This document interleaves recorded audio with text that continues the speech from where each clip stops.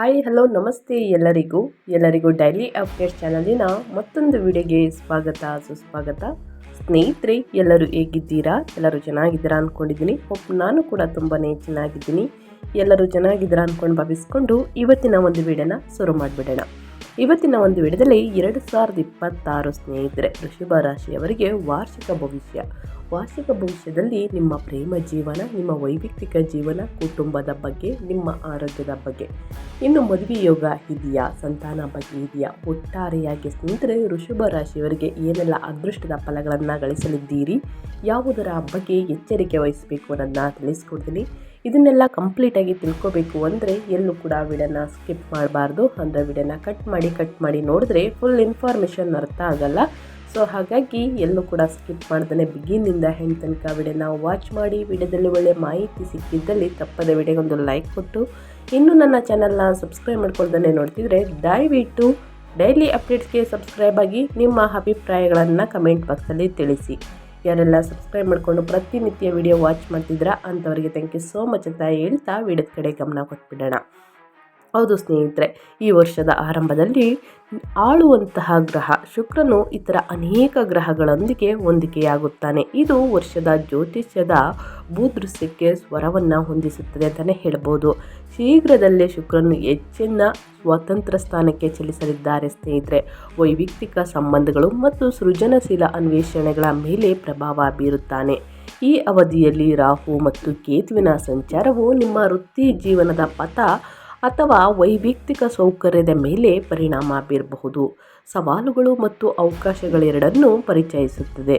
ಗಮನಾರ್ಹವಾಗಿ 11ನೇ ಮನೆಯಲ್ಲಿ ಸ್ಥಾನದಲ್ಲಿರುವಂತಹ ಶನಿಯು ಜಾತಕದ 2026ರ ವಿಶಾಲ ವಿಷಯಗಳೊಂದಿಗೆ ಹೊಂದಿಕೆಯಾಗುವ ಆರ್ಥಿಕ ಬೆಳವಣಿಗೆ ಮತ್ತು ಸಮೃದ್ಧಿಗೆ ಹೊಸ ಅವಕಾಶಗಳನ್ನು ತರಲು ಸಜ್ಜಾಗಿದ್ದಾನೆ.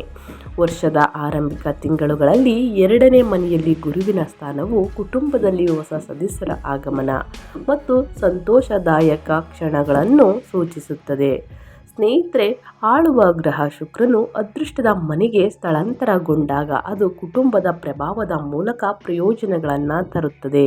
ಕುಟುಂಬಕ್ಕೆ ಹೊಸ ಸದಸ್ಯರು ಪ್ರವೇಶಿಸುವ ಲಕ್ಷಣಗಳು ಕಂಡುಬರಬಹುದು. ಇದು ನಿಮ್ಮ ಸಂತೋಷ ಮತ್ತು ಸಂಭ್ರಮದ ಮೂಲಗಳಾಗಿರುತ್ತವೆ. ಈ ಸಮಯದಲ್ಲಿ ಕುಟುಂಬ ಸದಸ್ಯರಲ್ಲಿ ಪರಸ್ಪರ ಬೆಂಬಲ ಮತ್ತು ತಿಳುವಳಿಕೆ ಕೂಡ ಹೆಚ್ಚಾಗುತ್ತದೆ. ಇನ್ನು ಪೂರ್ವಜರ ಆಸ್ತಿಗೆ ಸಂಬಂಧಿಸಿದ ವಿಷಯಗಳು ಸಹ ಬಗೆಹರಿಯಬಹುದು. ಮಾರ್ಚ್ನಲ್ಲಿ ಶುಕ್ರನು ಬಲವಾದ ಸ್ಥಾನವು ಕೆಲಸದಲ್ಲಿ ಪ್ರತಿಯೊಂದಿಗೆ ಮನೆಯಲ್ಲಿ ಪ್ರೀತಿ ಮತ್ತು ಶಾಂತಿಯನ್ನು ಕಾಪಾಡಿಕೊಳ್ಳಲು ನಿಮಗೆ ಸಹಾಯವನ್ನು ಮಾಡುತ್ತದೆ. ಇನ್ನು ಮಾರ್ಚ್ನಲ್ಲಿ ಶುಕ್ರನ ಅನುಕೂಲಕರ ಸ್ಥಾನವು ನಿಮಗೆ ಬೆಳೆಯಲು ಸಹಾಯವನ್ನು ಮಾಡುತ್ತದೆ ಅಂತಲೇ ಹೇಳಬಹುದು. ಆದಾಗ್ಯೂ ರಾಹು ಮತ್ತು ಕೇತುವಿನ ಸಂಚಾರವು ಕೆಲವು ಅಡೆತಡೆಗಳನ್ನು ಉಂಟು ಮಾಡಬಹುದು. ಇನ್ನು ಸಂಬಂಧಗಳಲ್ಲಿ ವಿಶೇಷವಾಗಿ ನಿಮ್ಮ ಒಡ ಹುಟ್ಟಿದವರೊಂದಿಗೆ ಮಾಧುರ್ಯವಿರುತ್ತದೆ. ಮತ್ತೊಂದೆಡೆ ನಿಮ್ಮ ಜೀವನದಲ್ಲಿ ಮಹಿಳೆಯರಿಂದ ಬೆಂಬಲ ಕೊರತೆಯನ್ನು ನೀವು ಅನುಭವಿಸಬಹುದು. ನಿಮ್ಮ ವೃತ್ತಿಪರ ವಲಯದಲ್ಲಿ ರಾಹುವಿನ ಉಪಸ್ಥಿತಿಯು ನಿಮ್ಮನ್ನು ಚೈತನ್ಯಗೊಳಿಸುತ್ತದೆ ಅಂತಲೇ ಹೇಳ್ಬೋದು. ಹಾಗಿದ್ರೆ ಸ್ನೇಹಿತರೆ, ವ್ಯವಹಾರದಲ್ಲಿ ನಿಮ್ಮ ಉದ್ಯೋಗದಲ್ಲಿ ಏನೆಲ್ಲ ಬದಲಾವಣೆಯನ್ನು ನೋಡಲಿದ್ದೀರಿ ಅಂದರೆ, ಮೊದಲನೇದಾಗಿ ವೃತ್ತಿ, ಉದ್ಯೋಗ, ವ್ಯಾಪಾರ, ವ್ಯವಹಾರದ ಬಗ್ಗೆ ಹೇಳೋದಾದರೆ ವೃಷಭ ರಾಶಿಯವರಿಗೆ 2026ರಲ್ಲಿ ಸ್ನೇಹಿತರೆ ವಿಶೇಷವಾಗಿ ವೃತ್ತಿ ಮತ್ತು ವ್ಯಾಪಾರ ವ್ಯವಹಾರ ಪ್ರಯತ್ನಗಳಿಗೆ ಸಂಬಂಧಿಸಿದಂತೆ 2026ನೇ ವರ್ಷವು ಪರಿವರ್ತನೆಯ ಹಂತವನ್ನು ತಲುಪುತ್ತದೆ. ನಿಮ್ಮ ಕೆಲಸದ ಶೈಲಿ ಮತ್ತು ದಕ್ಷತೆಯಲ್ಲಿ ಗಮನಾರ್ಹ ಬದಲಾವಣೆಗಳನ್ನು ನಿರೀಕ್ಷಿಸಲಾಗಿದೆ. ಇದು ಹೆಚ್ಚಾಗಿ ರಾಹು ಮತ್ತು ಕೇತುವಿನ ಸಂಚಾರದಿಂದ ಪ್ರಭಾವಿತವಾಗಿರುತ್ತದೆ. ಈ ಗ್ರಹಗಳ ಚಲನೆಗಳು ನಿಮ್ಮ ಮನಸ್ಥಿತಿ ಮತ್ತು ಕೆಲಸದ ವಿಧಾನದಲ್ಲಿ ಗಮನಾರ್ಹ ರೂಪಾಂತರಕ್ಕೆ ಕಾರಣವಾಗಬಹುದು. ಇದು ಗಮನಾರ್ಹ ವೃತ್ತಿಪರ ಯಶಸ್ಸಿಗೆ ಕಾರಣವಾಗುತ್ತದೆ. ಸ್ನೇಹಿತರೆ, ಪ್ರಮುಖ ಜ್ಯೋತಿಷ್ಯದ ಮನೆಗಳನ್ನು ವಿಶೇಷವಾಗಿ 2ನೇ, 6ನೇ ಮತ್ತು 10ನೇ ಹಾಗೆಯೇ ಮಧ್ಯಸ್ವರ್ಗ ಅಂತಲೇ ಹೇಳಬಹುದು ಮತ್ತು ಗ್ರಹಗಳ ಸ್ಥಾನಗಳನ್ನು ವಿಶ್ಲೇಷಿಸುವ ಮೂಲಕ ಅಂತರ್ಗತ ಸಾಮರ್ಥ್ಯಗಳು ಮತ್ತು ಜೀವನ ಉದ್ದೇಶದೊಂದಿಗೆ ಸ್ನೇಹಿತರೆ ಸಾಕಷ್ಟು ಬದಲಾವಣೆಯನ್ನು ನೋಡಲಿದ್ದೀರಿ ಅಂತಲೇ ಹೇಳಬಹುದು. ಇನ್ನು ಅದೇ ರೀತಿ ಮುಂದಿನದಾಗಿ ಸ್ನೇಹಿತರೆ, ಹಣಕಾಸಿನ ಬಗ್ಗೆ ಹೇಳೋದಾದರೆ ವಾರ್ಷಿಕ ಭವಿಷ್ಯ ನಿಮ್ಮ ಹೇಗಿರಲಿದೆ ಅಂದರೆ, 2026ನೇ ವರ್ಷವು ವೃಷಭ ರಾಶಿಯವರಿಗೆ ಹಣಕಾಸಿನ ವಿಷಯದಲ್ಲಿ ಭರವಸೆಯನ್ನು ನೀಡುತ್ತದೆ. ಆರ್ಥಿಕ ಜ್ಯೋತಿಷ್ಯದ ಪ್ರಕಾರ ಗ್ರಹಗಳ ಸಂಚಾರದ ಜೋಡಣೆಯು ಆರ್ಥಿಕ ಬೆಳವಣಿಗೆ ಮತ್ತು ಸ್ಥಿರತೆಯ ಸಾಮರ್ಥ್ಯವನ್ನು ಸೂಚಿಸುತ್ತದೆ. ಸಮರ್ಪಿತ ಪ್ರಯತ್ನ ಮತ್ತು ದೃಢ ಸಂಕಲ್ಪದಿಂದ ನೀವು ನಿಮ್ಮ ಆರ್ಥಿಕ ಸ್ಥಿತಿಯನ್ನು ಬಲಪಡಿಸಬಹುದು. ನಿಮ್ಮ ಸಂಪತ್ತಿನ ಅಧಿಪತಿ ಮತ್ತು ಲಾಭದ ಅಧಿಪತಿಯ ಪ್ರಭಾವವು ಆರ್ಥಿಕ ಸಮೃದ್ಧಿಯ ಕಡೆಗೆ ನಿರಂತರ ಪ್ರಯತ್ನಗಳನ್ನು ಬೆಂಬಲಿಸುತ್ತದೆ. ವರ್ಷದ ಆರಂಭದಲ್ಲಿ ಅನುಕೂಲಕರ ಅದೃಷ್ಟವು ಹಿರಿಯರಿಂದ ಹಣಕಾಸಿನ ಸಹಾಯಕ್ಕೆ ಕಾರಣವಾಗಬಹುದು. ಈ ಅವಧಿಯಲ್ಲಿ ನೀವು ಆಧ್ಯಾತ್ಮಿಕ ಚಟುವಟಿಕೆಗಳಿಗೆ ಖರ್ಚು ಮಾಡಲು ಒಲವು ತೋರಬಹುದು. ಬ್ಯಾಂಕಿಂಗ್ ಅಥವಾ ಷೇರು ಮಾರುಕಟ್ಟೆಯಲ್ಲಿ ಹೂಡಿಕೆ ಮಾಡಲು ಸಾಧ್ಯವಾಗುತ್ತದೆ. ಇದು ಆರ್ಥಿಕ ಜ್ಯೋತಿಷ್ಯದ ಭವಿಷ್ಯವಾಣಿಗಳಿಗೆ ಅನುಗುಣವಾಗಿರುತ್ತದೆ ಅಂತಲೇ ಹೇಳಬಹುದು. ಇನ್ನು ಅದೇ ರೀತಿ ವೃಷಭ ರಾಶಿಯವರಿಗೆ ವಾರ್ಷಿಕ ಪ್ರೇಮ ಜಾತಕದ ಬಗ್ಗೆ ಹೇಳೋದಾದರೆ, ನಿಮ್ಮ ಪ್ರೇಮ ವಿವಾಹ ಜ್ಯೋತಿಷ್ಯದ ಪ್ರಕಾರ ಏನೆಲ್ಲ ಬದಲಾವಣೆಯನ್ನು ನೋಡ್ಬೋದು ಈ ವರ್ಷದಲ್ಲಿ ಅಂದರೆ, 2026ರಲ್ಲಿ ವೃಷಭ ರಾಶಿಯ ಸ್ಥಳೀಯರು ತಮ್ಮ ಪ್ರೇಮ ಜೀವನದಲ್ಲಿ ಗಮನಾರ್ಹ ಬೆಳವಣಿಗೆಗಳನ್ನು ನಿರೀಕ್ಷಿಸಬಹುದು. ವೃಷಭ ರಾಶಿಯ ಆಳುವಂತಹ ಗ್ರಹವಾದ ಶುಕ್ರ ಪ್ರೀತಿ, ಸೌಂದರ್ಯ ಮತ್ತು ಸಮೃದ್ಧಿಯನ್ನು ಸಂಕೇತಿಸುತ್ತದೆ ಮತ್ತು ಈ ವರ್ಷ ಅದರ ಪ್ರಭಾವವು ಪ್ರಮುಖವಾಗಿರುತ್ತದೆ.